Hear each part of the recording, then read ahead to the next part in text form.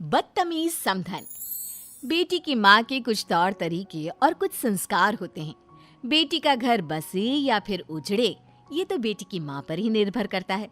लेकिन क्या हो जब माँ हो कुछ ऐसी? क्या करूं, बेटी की माँ हूँ। हर पल उसकी चिंता मुझे सताती रहती है। अरे अपने कलेजे के टुकड़े को कैसे अलग कर दूं? हाँ जी, मैं भी समझती हूँ। मेरी भी एक बेटी है जिसकी शादी हो गई है। लेकिन बहन जी, आप समझिए तो। क्या समझू समधन जी? वैसे सही बोल रही हैं आप भी बेटी की माँ है। लेकिन समधन जी, आप कहाँ समझती हैं? अगर समझती तो यूं मेरी फूल जैसी बच्ची से काम ना करवाती। अरे देखिए, हाथ देखिए इसके कैसे मजदूर वाले हो गए हैं। तभी वहां बहू आ जाती है जिसकी माँ उसकी सास से लड़ रही होती है। माँ, ये आप क्या बोल रही हैं? थोड़ा सा तो काम है। आप बात को इतना बड़ा क्यों रही है? और वैसे भी घर का काम करना मेरी जिम्मेदारी है। माफ करना समधन जी, हमारे घर में गीता ही काम नहीं करती, बल्कि सभी लोग काम करते हैं। और गीता ने थोड़ा ज्यादा काम कर भी लिया तो क्या हुआ? वो अब इस घर की बहू है और इस घर को संभालना चाहती है। बहू है तो क्या हुआ? इसका मतलब ये थोड़ी ना कि उसे नौकरानी बनाकर रखो है। देखिए देखिए क्या सूरत हो गई है बच्ची की। समधन जी, आप ये क्या बोल रही हैं? घर में काम करने से कोई नौकर नहीं बन जाता। हाँ, अगर गीता ये काम नहीं करना चाहती तो हमने उसे काम करने के लिए कभी मजबूर भी नहीं किया। हाँ माँ जी सही बोल रही हैं। उन्होंने मुझे काम करने के लिए कभी नहीं बोला। मैं अपनी मर्जी से घर के सारे काम करती हूँ। माँ जी तो उल्टा मेरा काम कम करने में मेरी मदद करती है। माँ प्लीज मेरे घर के मामले में दखल मत करो ना। चुप कर, कुछ नहीं जानती। और आप बुरा क्यों मानती हो समधन जी? मेरे कहने का मतलब सिर्फ ये था कि आपके घर में नौकर नहीं है तो सारे काम मेरी गीता को करने पड़ते हैं।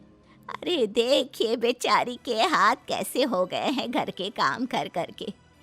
पहले गीता को मैं काम पर हाथ लगाने तक नहीं देती थी और अब उसकी हालत मुझसे देखी नहीं जाती। माँ बस करिए ना और मेरे साथ अंदर चलिए, वहां बात करते हैं।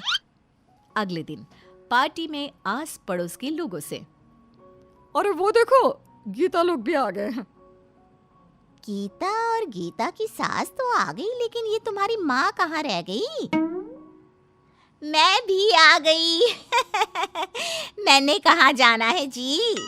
लो आ गई गीता की माँ। अरे वाह, तुम्हारी साड़ी तो बहुत सुंदर लग रही है। लगता है बहुत महंगी है। महंगी क्यों ना हो, ये साड़ी मेरी गीता ने मेरे लिए पसंद की थी और कहा था, माँ आप इस साड़ी में खूब जचेगी। बेटी है ना मेरी, बहुत ख्याल रखती है मेरा। अरे गीता को महंगी साड़ी पसंद है? हमें तो लगा था गीता को सिंपल साड़ियाँ ज्यादा पसंद है, इसलिए वो ज्यादातर ऐसी साड़ियाँ पहनती हैं। नहीं नहीं, साड़ियाँ मुझे बहुत पसंद है, लेकिन भारी साड़ियाँ मैं ज्यादा पहनना पसंद नहीं करती। हाँ, और वैसे भी साड़ी ही तो है। समधन जी, आप तो ऐसा ही कहेंगी, क्योंकि सारा पैसा तो आप अपने लिए अच्छी साड़ी खरीदने में लगा देती हैं, तो मेरी बेटी के लिए कहाँ बचता होगा।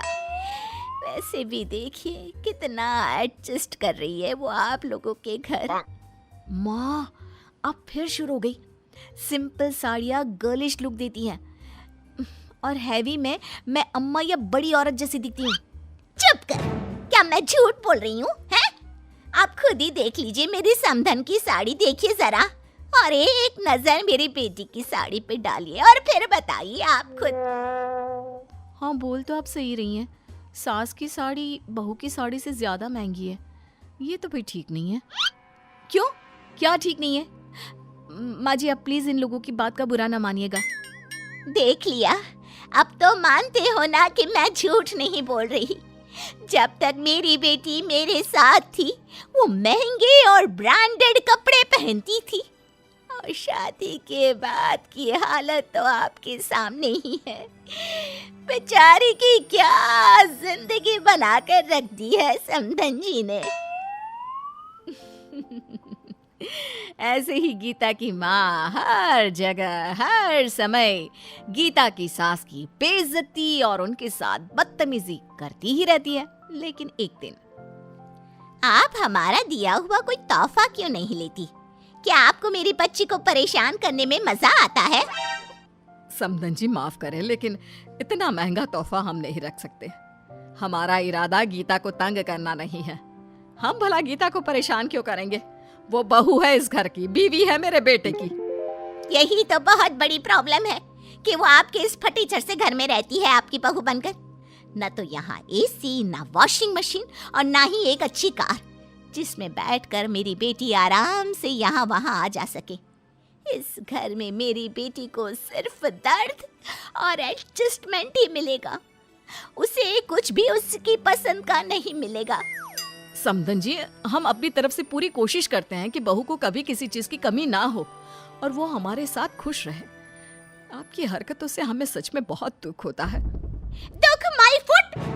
वो इस घर में हर चीज को लेकर एडजस्ट कर रही है, तो क्या वो खुश होगी? आप लोग उसे खुश रहने देंगे तभी वो खुश रहेगी ना, और आपको होता है दुख। माँ अब बस करो, बहुत हुआ। आपको कुछ भी पता नहीं है और आप बस बोले ही जा रही हो। आप क्या जानो फैमिली कैसी होती है? आपको कैसे पता चलेगा?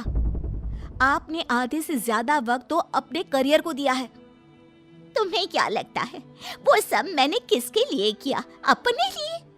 नहीं, तुम्हारे लिए बेटा, ताकि तुम्हें कभी किसी चीज की कमी ना हो, ताकि लोग तुम्हें नीचे ना देखें। लेकिन माँ, मुझे उस वक्त पैसों की नहीं, आपकी जरूरत थी। जब जब मुझे आपकी जरूरत पड़ी, आप मेरे साथ कभी नहीं रही। क्यों आपके लिए आपके काम से ज्यादा जरूरी कुछ नहीं था? आपके बच्चे भी नहीं। तो फिर ये बहाना मारना तो छोड़ दीजिए कि आपने वो सब मेरे लिए किया। असल बात तो ये है कि वो सब आपने केवल अपने लिए किया। पता नहीं इन लोगों ने क्या पट्टी पढ़ा दी है मेरी बेटी को। अब ये भी इन मिडिल क्लास लोगों की तरह ही बात कर रही है। बहू का गुस्सा माँ के प्रति फूट पड़ता है और फिर वो जो शुरू होती है। बंद कीजिए बात बात पर माँ जी की बेइज्जती और उनके साथ बदतमीजी करना।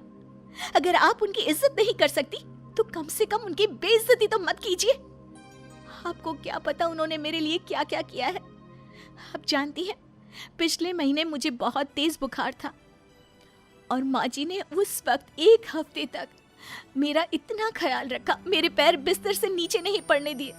काम तो दूर की बात है। ये है मेरी फैमिली जिसकी आप भर भर के बेइज्जती करती है, और ऐसी है मेरी सास जिनके साथ आप बदतमीजी से पेश आती है। वो बस चुप इसलिए है क्योंकि वो आपकी इज्जत करती हैं, इसलिए उनकी चुप्पी का गलत फायदा मत उठाइए। माँ जी हर चीज में अपने से पहले अपने परिवार के बारे में सोचती है। मुझसे मेरी पसंद नापसंद पूछती है।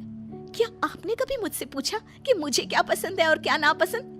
इसलिए दूसरों पर इल्जाम लगाना छोड़ दीजिए मम्मा। भले ही मेरे परिवार के पास आपकी तरह बड़ी गाड़ी ना हो, नौकर वगैरह ना हो, लेकिन उनके पास मुझे प्यार करने का, मेरे ख्याल रखने का, मुझसे 2 बातें करने का टाइम जरूर है, जिससे मैं बहुत खुश हूँ। इसलिए आप बार बार माँ जी से बदतमीजी करना बंद कीजिए और वो रहा रास्ता आप जा सकती हैं। बेटा, ऐसे बात नहीं करते माँ से। नहीं समधन जी, वो सही कह रही है। मुझे माफ करें, मुझे मेरी गलती का एहसास हो गया है।